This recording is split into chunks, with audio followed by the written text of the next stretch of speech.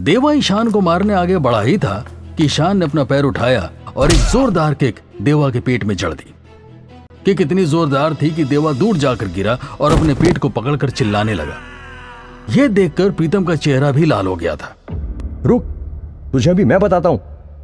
इसके साथ ही प्रीतम ईशान की तरफ उसे मारने के लिए आगे बढ़ा, लेकिन इससे पहले कि वो ईशान को छू भी पाता, ईशान ने अपना हाथ घुमाया और एक जोरदार मुक्का प्रीतम के मुंह पर रख दिया, जिसके बाद प्रीतम वहीं जमीन पर गिर गया।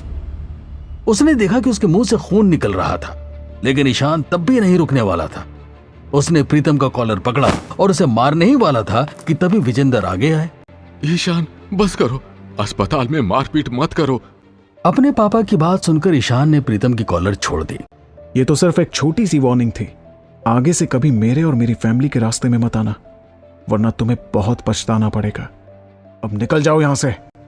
तुम्हें तो मैं एक दिन देख लूंगा, अब तुम बस इंतजार करो, मैं तुम्हें दिखाता हूं कि मैं कौन हूं।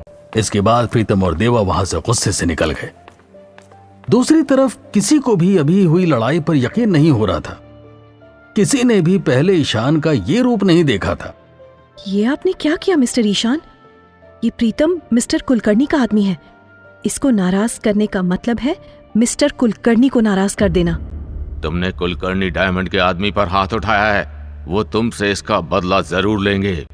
ईशान बेटा, हम सब ये इसलिए कह रहे हैं क्योंकि हमें तुम्हारी चिंता है। आखिर तुम भी हमारे बेटे हो। बेटा? कौन सा बेटा? और किस बात की चिंता? आप लोगों को मेरी कोई चिंता नहीं है, बस आप लोगों को डर है कि मेरी वजह से आप लोगों पर कोई मुसीबत ना आ जाए। क्यों, यही बात है ना? ये किस तरह की बात कर रहे हो ईशान बेटा?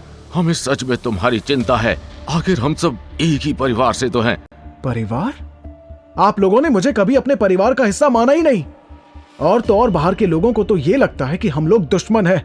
लेकिन ईशान, मिस्टर कुलकर्णी बहुत खतरनाक आदमी हैं। इस मामले से आप लोगों का कोई लेना देना नहीं है, इसलिए अगर मिस्टर कुलकर्णी आप लोगों के पास आए तो उनसे कह देना आप लोगों का मुझसे कोई रिश्ता नहीं है। ईशान की बातों से विक्रम और उसका पूरा परिवार हैरान था। उन्होंने कभी नहीं सोचा था कि ईशान उनसे इस तरह से बात करेगा। तुम्हें बड़े लोगों से बात करने की तमीज नहीं है। क्या मजाक है? आप लोग कोई नहीं है मुझे जज करने वाले। बदतमीज मैं नहीं, आप लोग हैं। ईशान, जबान संभाल कर बात करो। हम कैसे बदतमीज हो गए? नीतू आंटी, आपको ये सवाल पूछते शर्म नहीं आई? किसने दादाजी का इतने साल ध्यान रखा? आप लोग तो उनके ऑपरेशन के लिए भी पैसे नहीं देने वाले थे। क्या आपने कभी उनके लिए कुछ भी किया है? तो बताइए बदतमीज कौन है, आप लोग या मैं? ईशान इतनी जोर से चिल्ला रहा था कि आसपास के सभी लोग सुन सके। दूसरी तरफ विक्रम और उसकी फैमिली को शर्म आ रही थी, क्योंकि सभी की नजर अब उन्हीं पर थी। बहुत हो गई तुम्हारी बकवास। अगर हिम्मत है तो ये गुस्सा अब तो मिस्टर कुलकर्णी के सामने दिखाना। अब तो तुम्हारी मौत पक्की समझो ईशान। हाँ, और हम आ जाएंगे तुम्हारे प्रेयर मीट में। इधर नितिका चुपचाप अभी तक सब सुन रही थी। उसे कोई अंदाजा नहीं था कि ईशान के फैमिली मेंबर्स इतने मतलबी और बुरे इंसान थे। अगर मिस्टर कुलकर्णी ने मिस्टर ईशान के खिलाफ कुछ भी किया तो सिंघानिया डायमंड उन्हें जवाब देगा, और अब किसी ने मिस्टर ईशान को परेशान किया तो मैं वादा करती हूँ सिंघानिया डायमंड उसे भी नहीं छोड़ेगा। नितिका ने दीपिका को अपने पास बुलाया और विक्रम और उसकी फैमिली की तरफ इशारा किया। अगर इनमें से कोई भी सिंघानिया डायमंड से किसी भी तरह जुड़ा हो तो उसे अभी ही निकाल दो। This is my order. वहीं जब उदय ने यह बात सुनी तो उसके सर से पसीने आने लगे, क्योंकि जिस कंपनी में वो काम करता था वो कंपनी सिंघानिया डायमंड के लिए एडवर्टाइजमेंट बनाती थी।